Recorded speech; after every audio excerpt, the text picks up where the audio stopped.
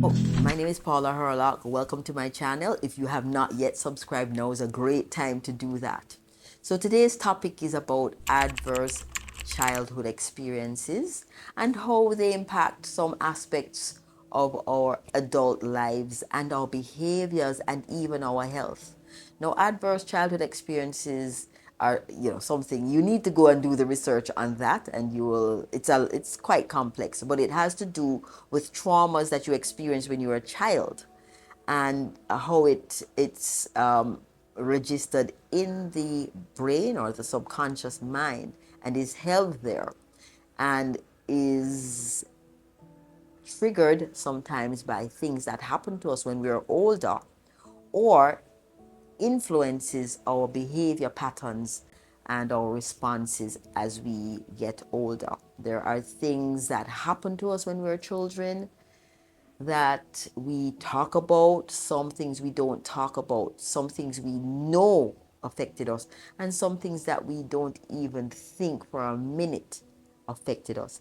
It can be as simple as being shouted at, it can be as traumatic as being beaten to the point of injury. It can be as serious as molestation by an adult or even a family member. And it can be as simple as being bullied by your siblings or by the children at school. So it takes many, many forms. Now, what happens is that that trauma is stored in the subconscious mind.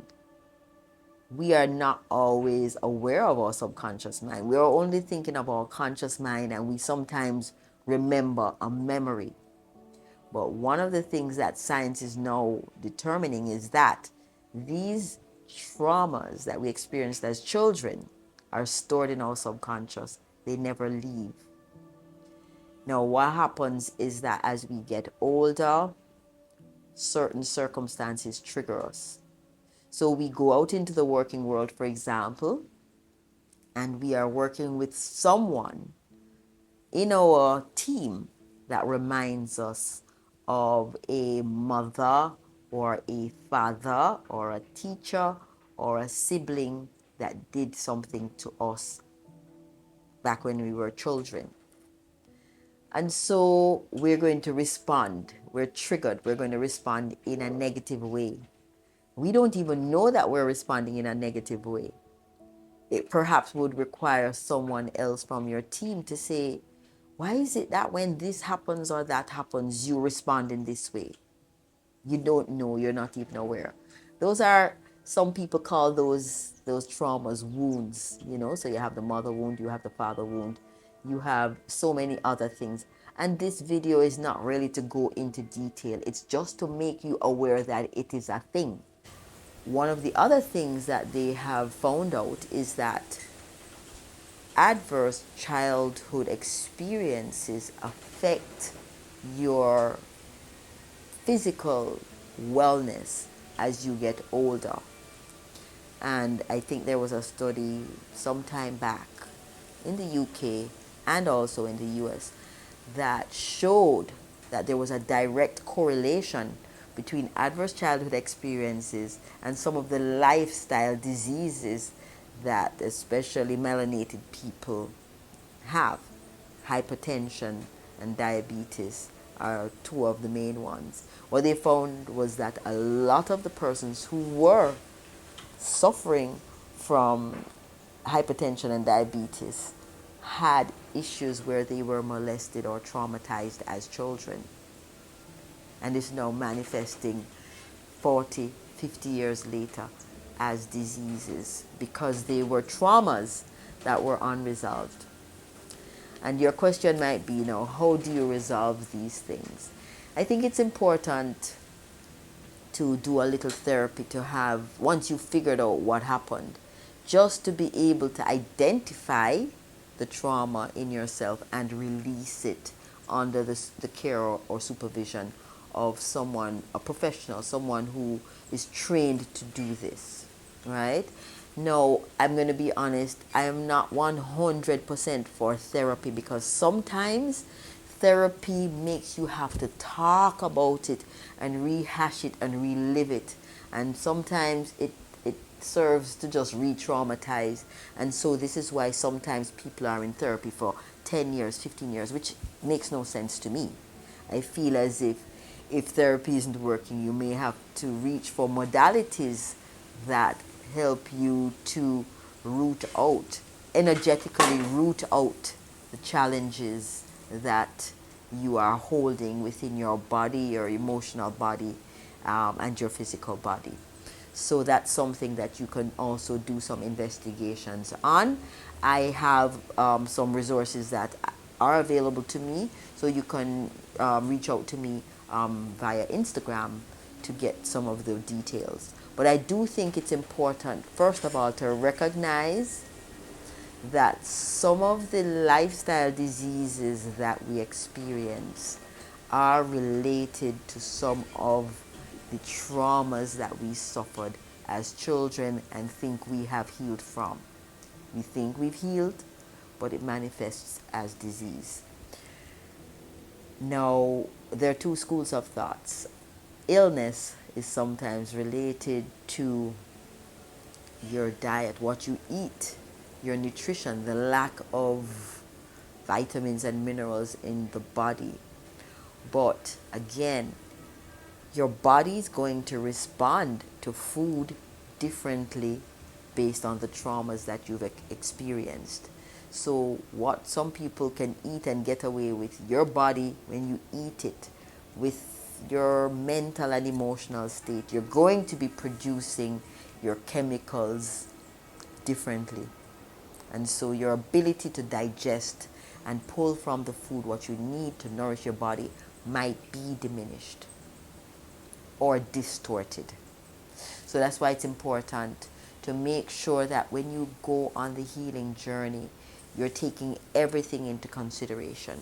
You're taking your diet and nutrition into consideration. You're taking rest and relaxation into consideration. You're taking exercise and movement into consideration.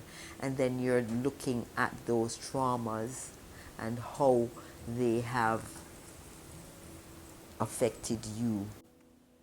So many people will ask the question, how will I know what trauma I had during childhood? And when I know, how do I fix it?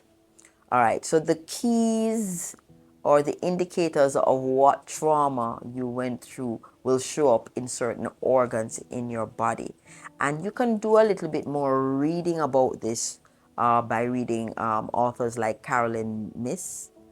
You Can Heal Your Life. That's a book that I think anybody who is sick should read, because it really breaks down what it is that could have happened earlier on in your life and what would have caused those diseases and what emotion or mental state you need to hold to reverse or neutralize those imbalances in your life. Now, what I'm going to talk about very briefly is what organs store what emotion. And this is based on traditional Chinese medicine. That's also a useful topic that you can read on traditional Chinese medicine and how they view the human body and imbalances in the human body. So, for example, as a result of these traumas that you would have experienced during childhood, you would have had emotions of anger. Anger is stored in the liver. So when you store a lot of anger in the liver becomes toxic. Not because of the food you're eating or poor digestion, but because of the emotion. So now that you know that anger is stored in the liver, you're going to have to release the anger and just try not to be angry. And you will find that the liver and your health will improve. So it's very important. Another area that we can talk about in terms of emotions would be fear. Fear is stored in the kidney, and people will always tell you that the kidney is the seat of your family or your lineage. And so fear that you might be experiencing that eventually damages your kidney, if you check it, that fear was held in your ancestral lineage. And so your mother and your mother's mother, or your father and your father's father and your father's father held that same fear. You inherited that fear, and so your body has become diseased. And this is why people will sometimes say that our family, we have kidney problems. Our family, we have liver problems. It's because your lineage has similar characteristics and trait, it in a certain way, responded in a certain way. So you have, that's learned behavior, and so you do the same thing. And of course, you're going to have the same outcome in your physiology. Okay? Another area that gets impacted by emotion is the colon.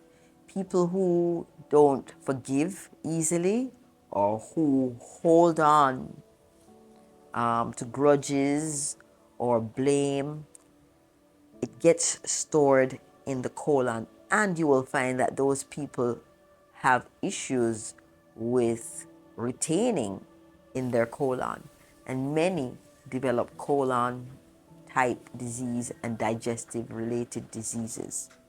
So it's important. Forgiveness is one of those things that many of us have challenges with, and it shows up in our bodies as illness. So the key is to forgive, and we talk about forgiveness a lot. It's a lot easier said than done. I know this firsthand, but it's something that we must constantly work on. And if you know that you're not forgiving, and you know that you have issues with your lower bowels, then you definitely have to eat to ensure that you have regular elimination. Okay? So I encourage everyone who has had adverse childhood experiences, who have had some kind of trauma while they're growing up, and even in your early adult life, these traumas stay with you. Do what you need to do to understand it, do the research around it, and see how you can work to release it. Sometimes it's simple as getting someone to help you to do somatic exercises, somatic breath. Sometimes it's just certain massages that will help to release traumas. Sometimes it takes therapy. But do the research and see how you are drawn in terms of how to release these traumas and make yourself healthy again, because anything that is done in the body can be undone. Anything that you have as a lifestyle disease or a disease based on some kind of early trauma, it can be reversed. So don't be fooled. Most diseases can be reversed, and that is the research that you should be doing as you go forward.